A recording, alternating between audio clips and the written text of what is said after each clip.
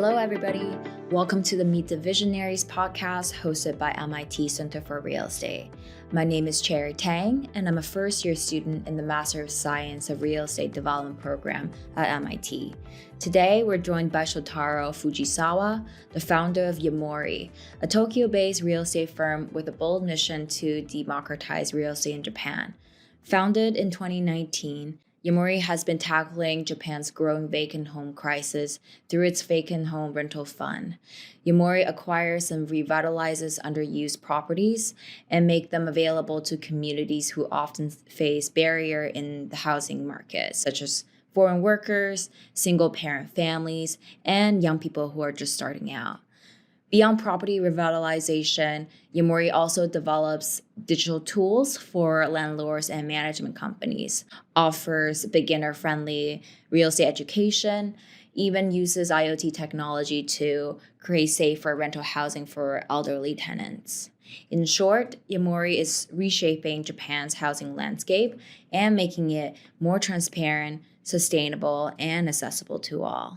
Shotaro, thanks for being on the podcast with us today. Yes, thank you for having me. I'm very excited to be here.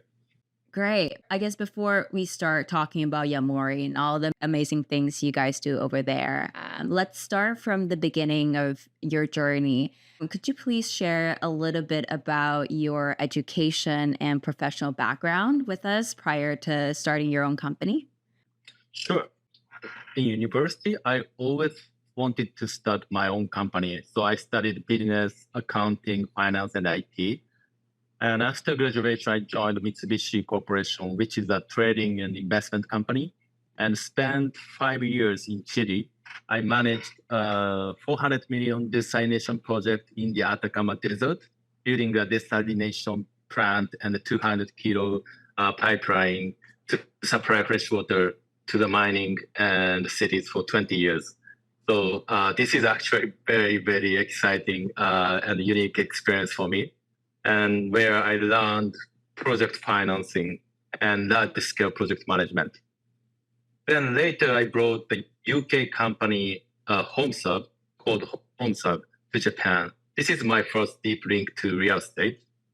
Through all of market research, I realized that property maintenance would become a huge challenge and also opportunity in Japan, so that a subscription model for repairs could work in Japan. So we launched HomeSub Japan. Then in 2019, I left Mitsubishi, start my own company. Right after I became a general manager of Notel Japan. Notel is a flexible office company, so bringing flexible office to the market, Japanese market, and building incubation spaces. So Notel was a fast-growing unicorn at that time, so I felt really firsthand the crazy speed of a startup. So this is kind of where I came from and what prior to Yamori, what I've been doing. Yeah. Thank you so much for sharing that with us. I'm curious, after working for Mitsubishi, HomeServe, and an hotel, was there someone who kind of served as your mentor early on in your career, kind of guiding some of the decision making, some of the pivots, career moves you've made, and how did that influence your career trajectory? Yes. In Japanese companies, it is very common for a senior colleague to become your mentor after you join. And I also had a mentor who guided me very closely in my first career early years. And from him, I learned a lot, very basic things to the professional knowledge as well. It's really probably Japanese things. He even taught me very small details like the angle of a ball or how to hand over name a business card. So this is kind of Japanese business manner. Yeah. And yeah, and also he taught me, of course, how to negotiate or how to read all the contracts and how to build a financial model, etc. So those professional knowledge as well. So I think looking back, the lessons from that mentor still influence me today, and daily business manner, and also confidence in technical skills. So that was really helpful to me still today. That's great. It sounded like you acquired a lot of essential skills. Just having these mentor kind of helped you, guiding you along the way in your career. And I guess speaking of mentors, now that you're the founder of your own company, how Yeah. would you now characterize your mentorship slash leadership style? Yes, good question. I think for me, leadership is about just three things: having a clear mission, and strong execution, and growing people. So I think probably like CEO and as founder, quite you know both have a different kind of leadership. As a founder, you always start from zero, from nothing. So in the beginning, it was just me alone. So at that stage, most important question is always why? Why are we doing this? Right? This why gives me also gives company or colleagues motivation, and also gives kind of meaning to the work. So once the direction and the missions are clear, so the next step is just execute and developing people who can carry the mission forward. Hmm. So it sounds like for you, leadership is about like having that clear mission and then kind of growing the people on the team around that vision, starting with the why that you mentioned. And that actually Yeah. ties perfectly to my next question, which is, oh, I guess, why did you start Yamori? Like, what inspired you to start your own company? And if we could also like just take a step back and provide our audience with an overview of the Japanese market. Yeah, sure.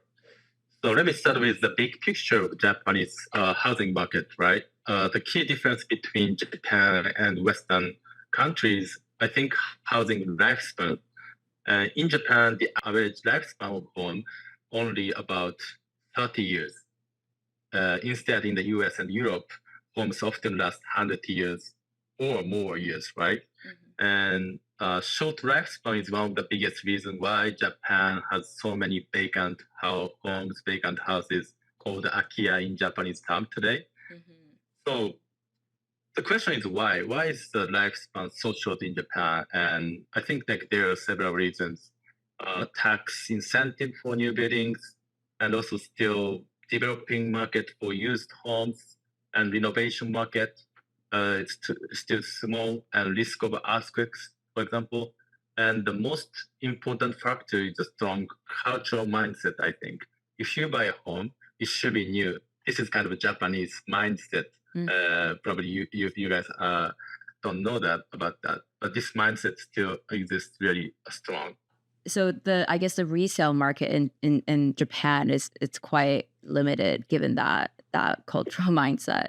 Yes, I think like overall, like this mindset makes more like new building houses coming into the market. This mindset kind of blocks uh, used housing market are not really active right now. So I think that's fundamental issue in Japanese specific Japanese market. I think, but even reality, like wooden home can last far longer with maintenance, equipment upgrades, and reinforcement kind of renovation. So, but the reality is like many are demolished and rebuilt. So, which really is a social issue, raises the household cost. So, I think Japan is kind of now uh, going to the more mature society. So we need a longer lasting, lower cost housing solutions. So this is kind of why I founded Yamori. Mhm. And so we kind of covered, I guess, the lifespan of these housing stocks. Can you talk a little bit about like why these homes sits vacant? Yeah, I I think this is really good question.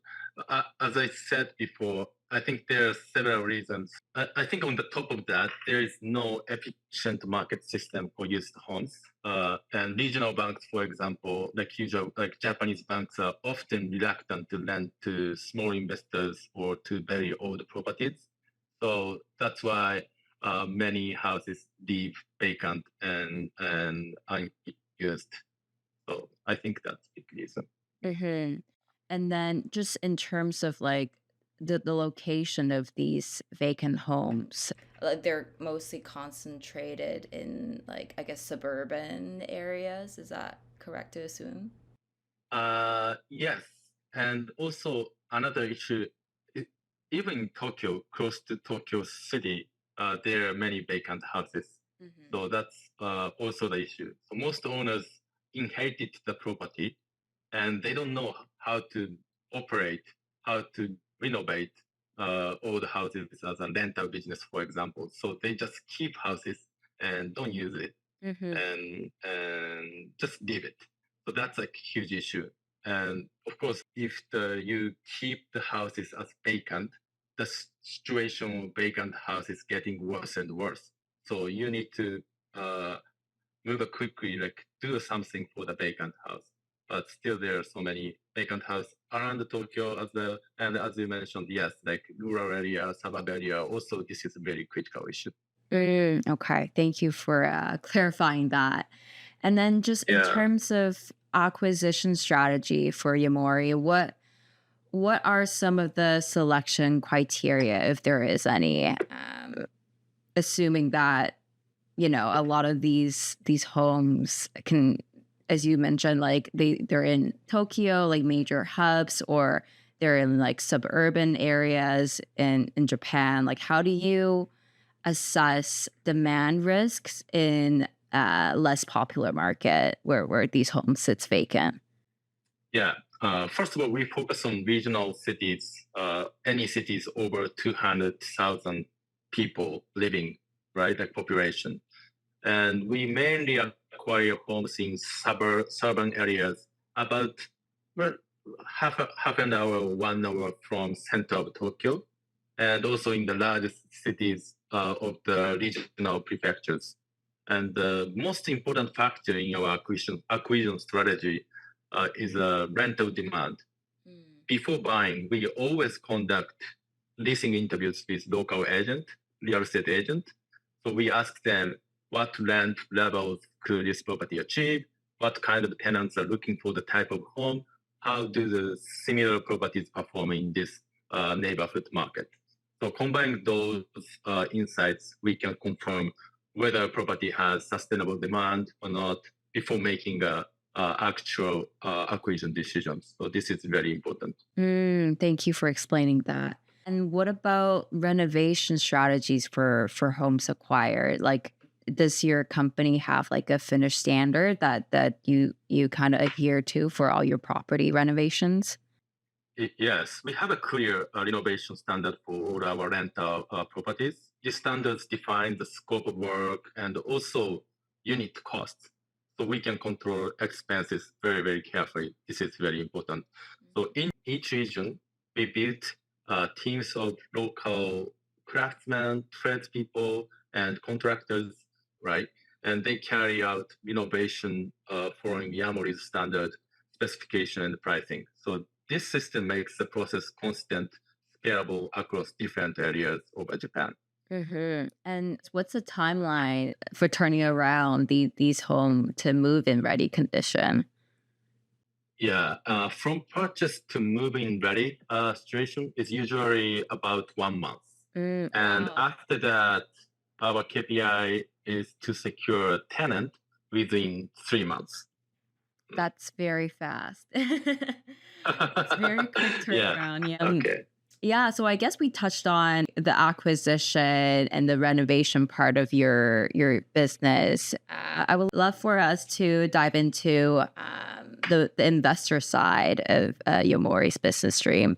So if you could just provide overview on some of the cloud software that Yomori offers and how exactly those software serve real estate investors.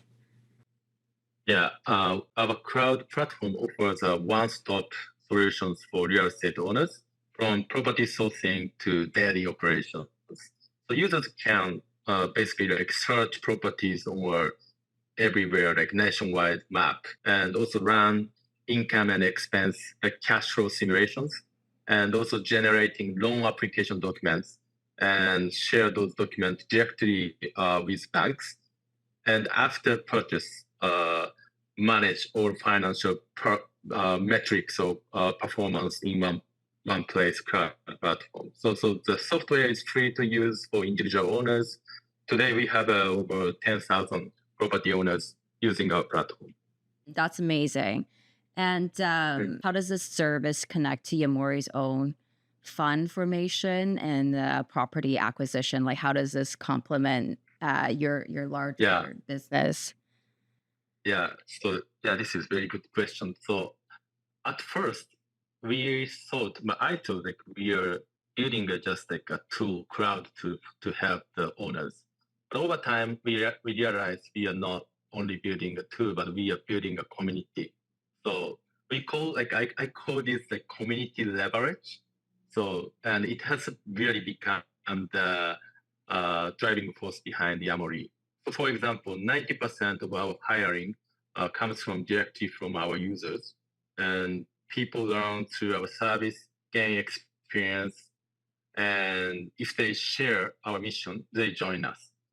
So we also form local contract basis team across Japan with those users. So we need a on-ground survey or renovation management supervision. This team works for that kind of ground work. So I think the unique strength is like we have a people plus platform. So that's kind of like this is definitely help our like next business model, like fund creation or acquisition properties based on our cloud platform basis plus our user community. And can you speak to how the company uses IoT technology to create safer housing for senior tenants? Yes. This is like third business line for Yamori. We develop IoT device with a sensor, and this sensor detects 10 meter and 120 degrees and movement detection, right? So if a single elderly person living in the rentals, if there is no movement for certain period, the default setting is 24 hours. If they don't have any movement, the sensor detects, the sensor alerts, notifies email or SMS message to the family or managers, property managers, or anyone registered. So this is kind of the service hardware for the rental houses and the soft services for renters, right? So this is very important to make sure the safe life for elderly single person Yeah. as a tenant. Is that like a add-on feature? That's an add-on feature, and even like we provide those services to the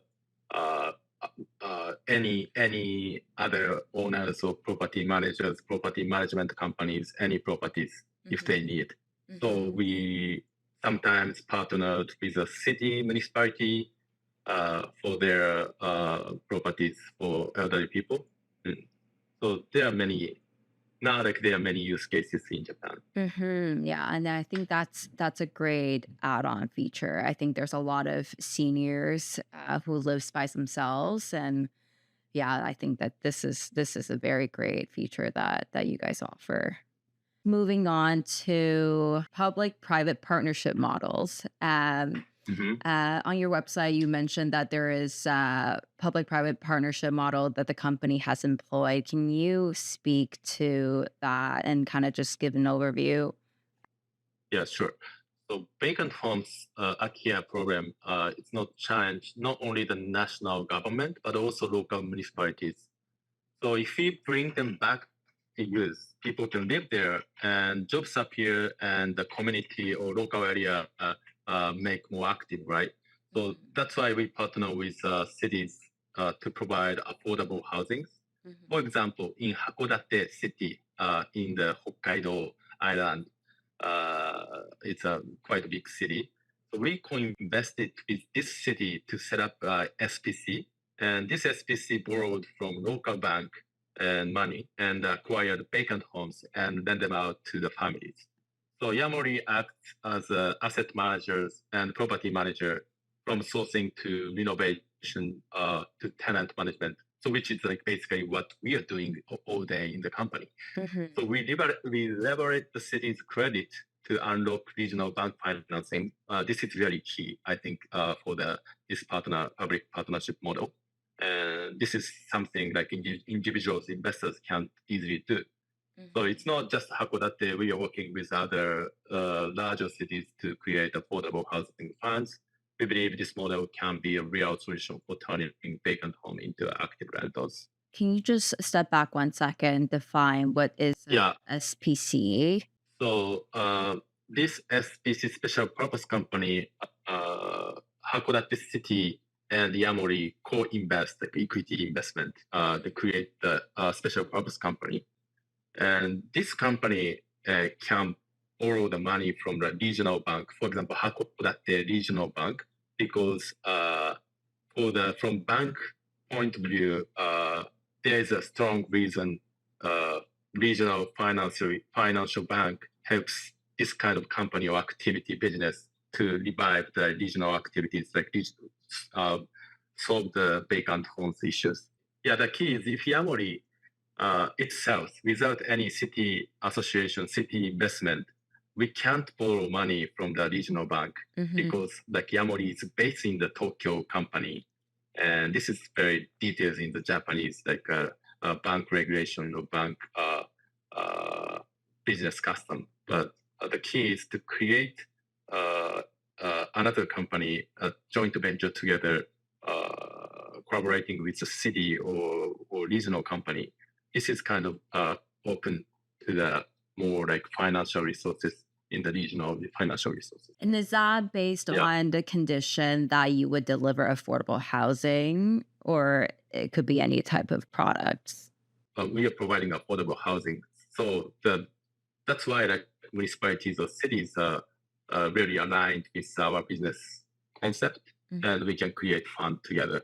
But I think like we could expand, from vacant homes to single family houses to multi-family houses or like apartment building. That's like my kind of vision for the further 5 years, 10 years business plans. That's amazing. And are there any other developer out there in Japan doing the same thing? No, this is actually the first business case in Japan. Oh, wow. So municipality of transport infrastructure called me, hey, come to the ministry and explain how it works and how you did this and how potentially you can expand this kind of model to the other cities or other regional.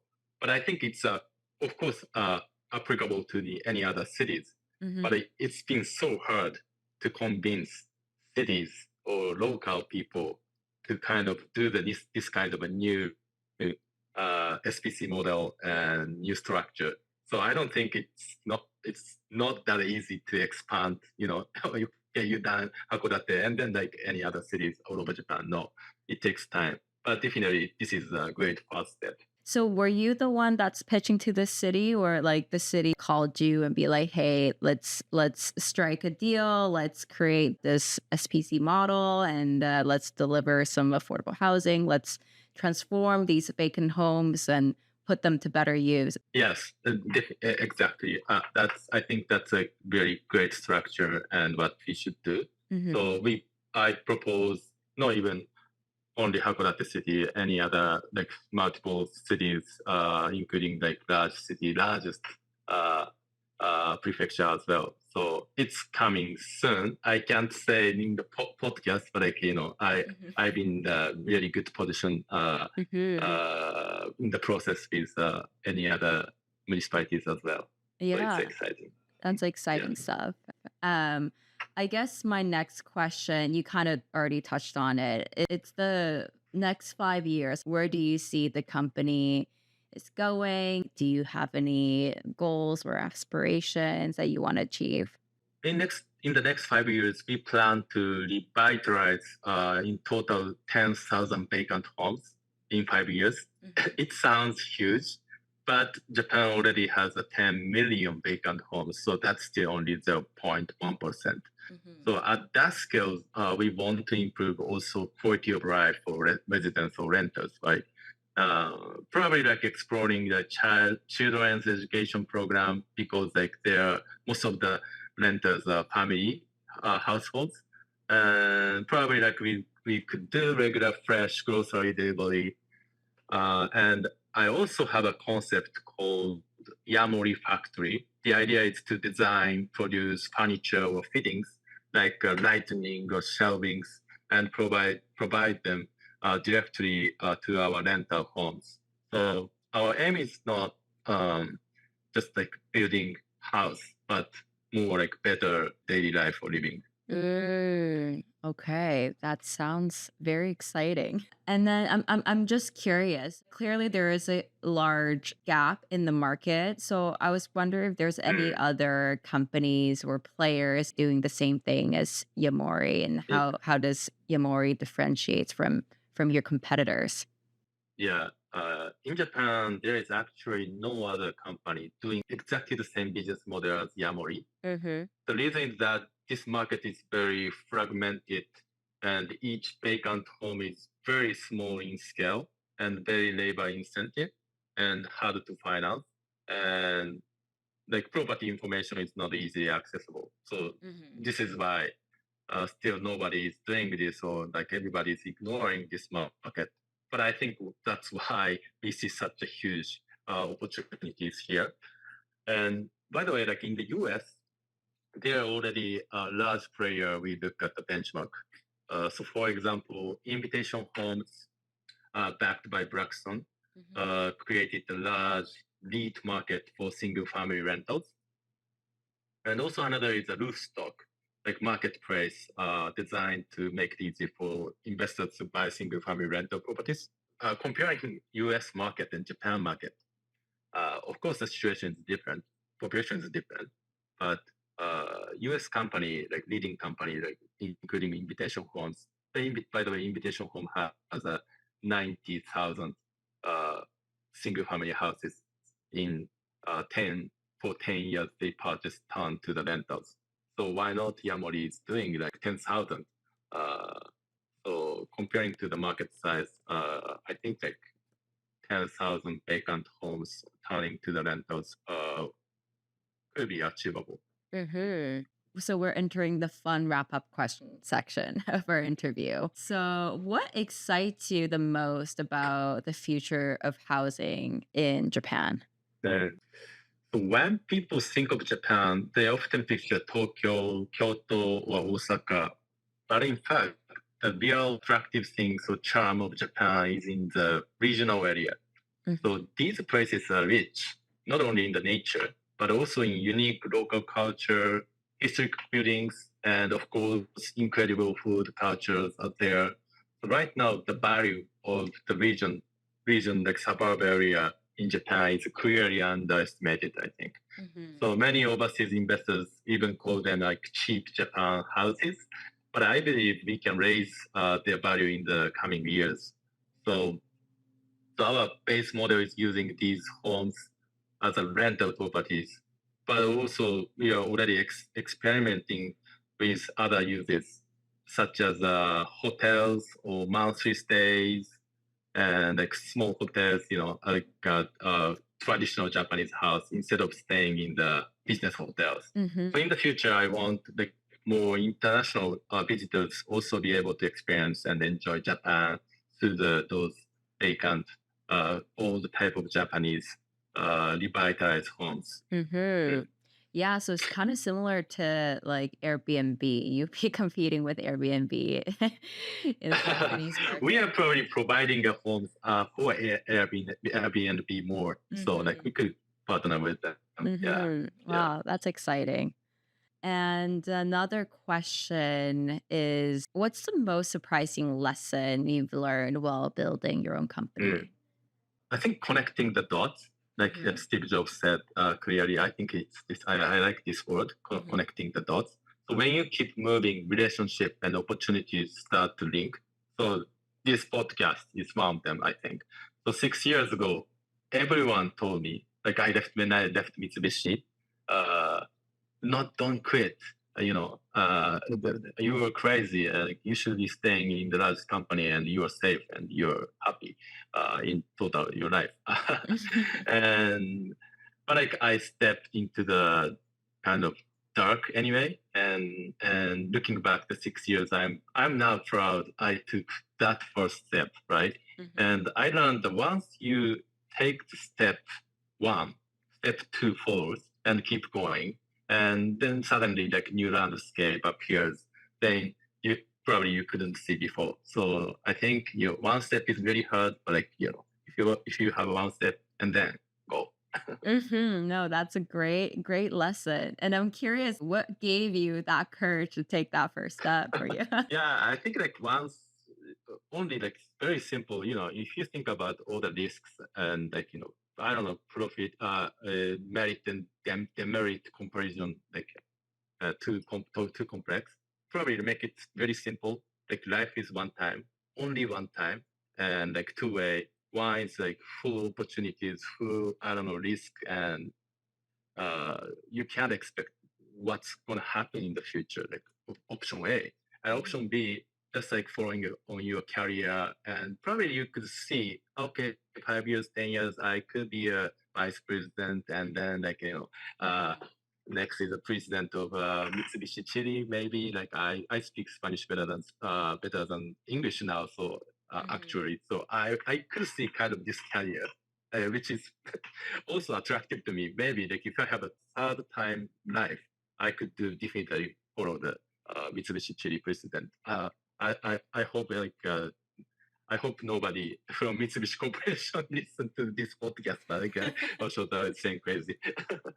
But I mean, like, yeah, one time in your life, only one time in your life, which one you should choose? And I choose just like A. And that's like very simple question at the end. Of course, there's tons of things you have to think: money, career, and family, and everything. But like go follow just like one step. You really believe only once your life. That's a great answer, and I do feel like you're tackling a very important issue in Japan. Yeah. So I think you made the right choice. Yes, very exciting. Yeah.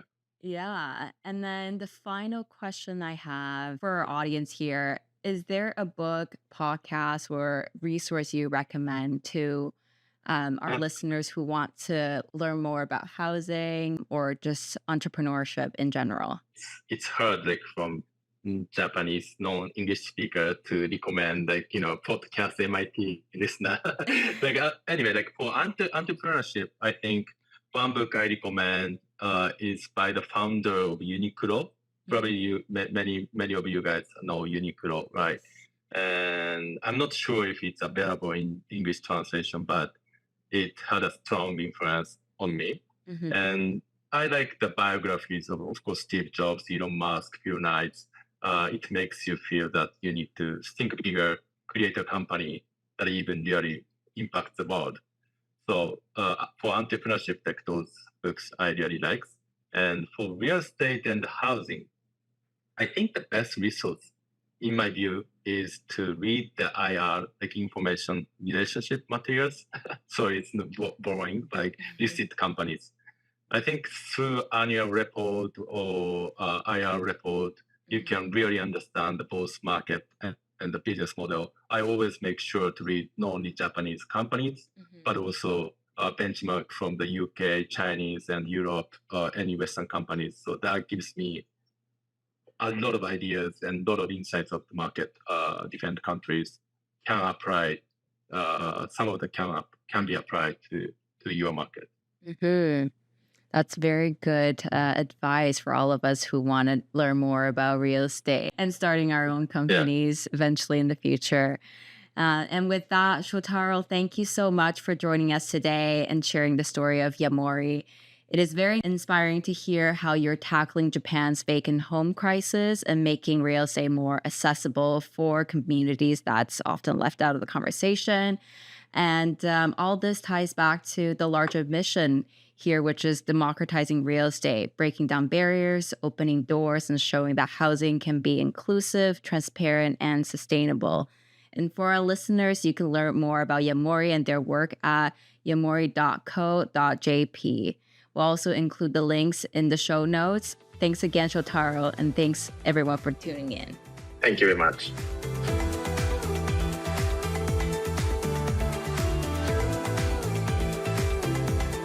Thanks to our listeners for tuning into another edition of Meet the Visionaries podcast.